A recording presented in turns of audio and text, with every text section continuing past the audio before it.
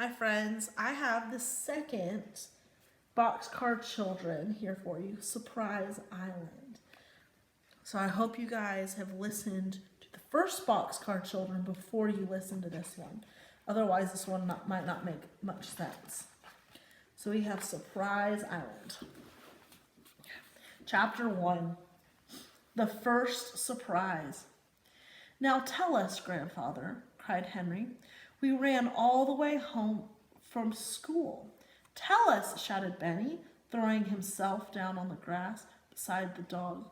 "School is out for the whole summer, and Watch wants to know." "Violet and I wanted to know too," said Jessie. Mr. Alden was sitting in the garden reading. He looked at his 4 grandchildren in surprise. "Let me see. Was this the day I said I'd tell you?" he asked them. "He's joking, Benny," said Jessie. "Joking?" cried Mr. Alden. "I mean everything I say." But he was joking. He's just the same and enjoying himself too. In the spring he had promised his grandchildren a surprise for the summer, and now he had been waiting more than an hour for the children to come home. "School is out," said Violet. "We ran all the way home," shouted Benny.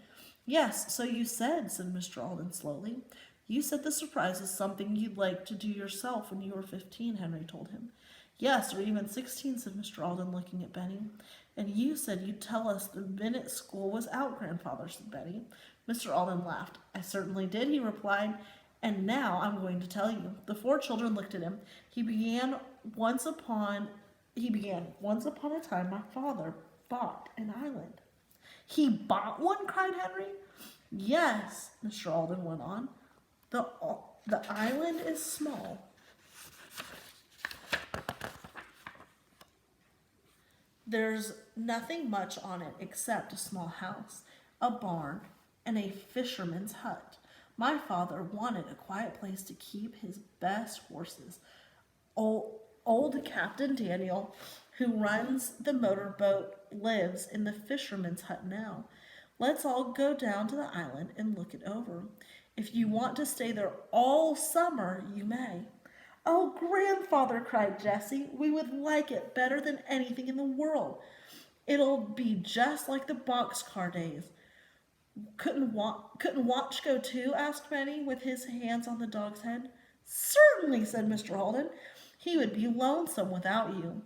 "Can we have a real stove to cook?" asked Violet. You'll have to cook," replied Mr. Alden. "If you want to eat, I'll give you some money for dishes and things. You must tell me how much money you need, but don't make it too much." All the children laughed a little, because even Benny knew their grandfather had enough money to buy anything he wanted. "Let's go now," said Benny suddenly. The 4 children jumped up so quickly that Mr. Alden threw back his head and laughed. "We will go in the car as far as the ocean," he said. "Then Captain Daniel will take us in the motorboat across the island. We might stop and get Dr. Moore and his mother to come along and enjoy the fun. It's the doctor's day off." And the children were delighted, for Dr. Moore and his mother were their best friends. Dr. Moore did not look at all surprised when they came. He helped his mother into the big car, and off they all went towards the ocean. On the way, Jessie and Violet began to plan their housekeeping. "We have to buy bread and bottles of milk," said Jessie. "Then we could live even if we didn't have anything else." "There's a little book and a pen," said Mr. Alden, taking a small blue book from his pocket. "Write down the dishes we need," said Violet. Before they reached the ocean, Jessie had put down all the things they could think of. There were spoons, cups, bowls, plates, a sharp knife, a dishpan, a big kettle. Then they saw the ocean and the Alden motorboat tied up to the small dock. Captain Daniel and the old fisherman was waiting for them on the dock. "How are you, Captain?" said Mr. Alden, as they shook hands. "Just take us across to the island. If the children don't like it, you can bring us right back again." The children shouted at this. "We'll like it all right," they said. They climbed into the boat and were off. "There's our island," cried Henry, "our very own island." Benny began to wave.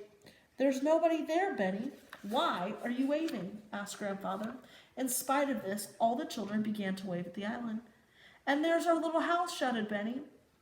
But is it big enough for all of us?" "Oh, no," said Captain Daniel. "That little hut is my house." He laughed and looked at Mr. Alden. They've landed on the little dock and walked a short way before they saw a small yellow house. "Are we going to live in that house?" cried Jessie. "Oh, no," answered Mr. Alden. "You children are going to live in the barn." "In the barn?" shouted the children as they ran over to it. "This is the best idea I have ever heard," cried Henry.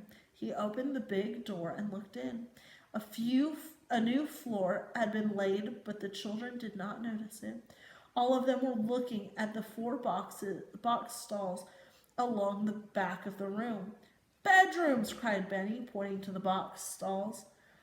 "That's what they are," said Henry, opening one of the swinging doors to look in. Each stall had a large window and nothing else at all. "Let's bring down some straw for beds," said Henry, looking up at the stairs. "We can cover the straw with blankets." He pointed to a pile of clean, light brown blankets. Jessie ran over to look at the little stove. It was new. There was an oven on top. Then Henry walked over to look at some barrels. "Here are 2 empty barrels," he shouted. "We can use them for table legs and lay this long board across them for a table." "Wonderful," said Jessie. The older people stood in the driveway watching the excited children. "I'm glad the workmen left these old boxes here," said Henry. "I can make dozens of things out of that wood. Maybe a little cupboard for the dishes." "Oh, Henry, do you think you could?" cried Violet. "We wouldn't need doors." "Of course he could," said Benny. "He can make doors too. Henry can make anything." "There's a little spring over there," said Mr. Alden, taking the children to the window to look. "That spring never runs dry. It is always as cold as ice, even on very hot days, and it is safe to drink, too." "Isn't this perfect, Henry?" said Jessie. "The most important things are settled already. Oh, I wish we could stay here tonight." "How about dishes?" asked Violet. Jessie said, "We can get spoons and things at the 5 and 10. Are there any dishes already on the island, Grandfather?" "Not a dish except what the captain has," replied Mr. Alden. "I'm sorry." "Don't be sorry," cried Jessie. "It's lots more fun to buy them. Let's get 6 of each thing. Then we can have company." "There's still time to go back to the mainland," said Henry, looking at his watch. "We could go to the 5 and 10 for dishes, and we could buy bread and milk for supper." "And I want my bear," said Benny. "Very well, children," said Mr. Alden, smiling. You shall go back and get your things and stay here this very night." But then Mr. Alden noticed that Captain Daniel had something on his mind.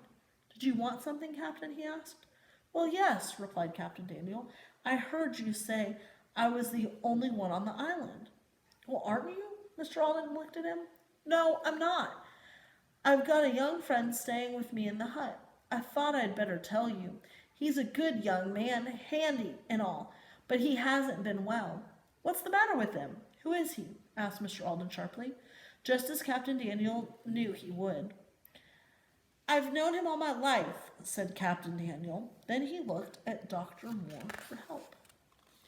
"Suppose I go down to the hut and talk with this man," said Dr. Moore. "Fine," said Mr. Alden.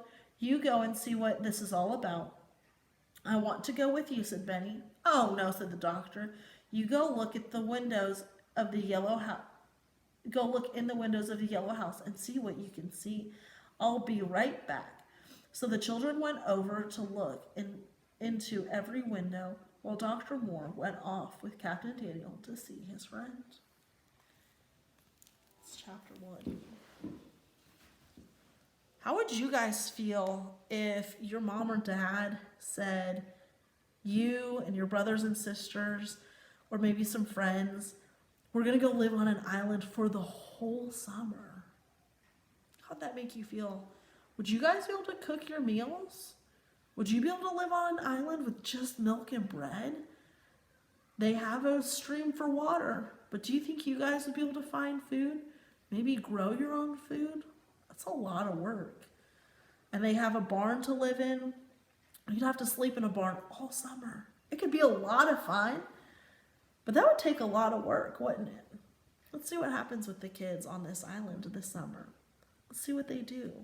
Let's see what of all the things that they come up with. We know in the first book that they come up with some very cool inventions, don't they? They're very handy kids. They know how to make a lot of stuff. So let's see what maybe Henry is going to make for them this time.